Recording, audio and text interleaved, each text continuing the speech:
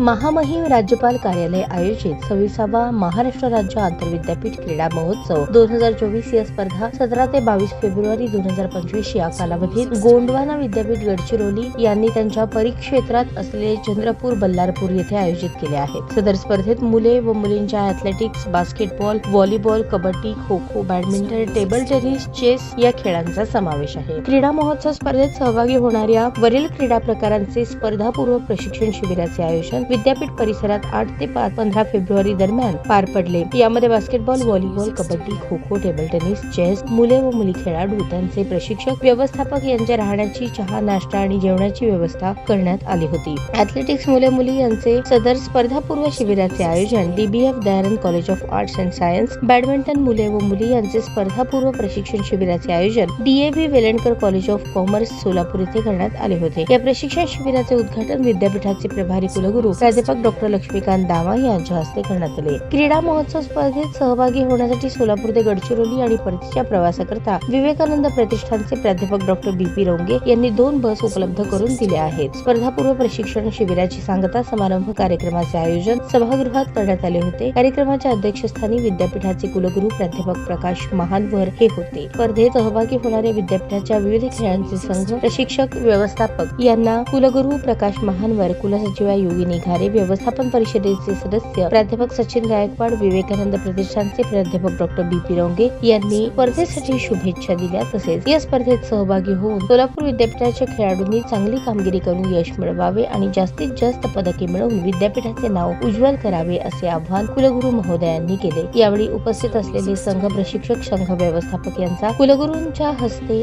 सत्कार करण्यात आला। कार्यक्रमाचे प्रास्ताविक क्रीडा विभागाचे संचालक डॉक्टर अतुल लकडे यांनी केले। सूत्रसंचालन प्राध्यापक मल्लिकार्जुन पाटील यांनी केले तर प्राध्यापक बाळासाहेब वागचौरे यांनी उपस्थितांचे आभार मानले। ताज्या बातम्या पाहण्यासाठी प्राईम महाराष्ट्र न्यूज चॅनलला सबस्क्राईब करा।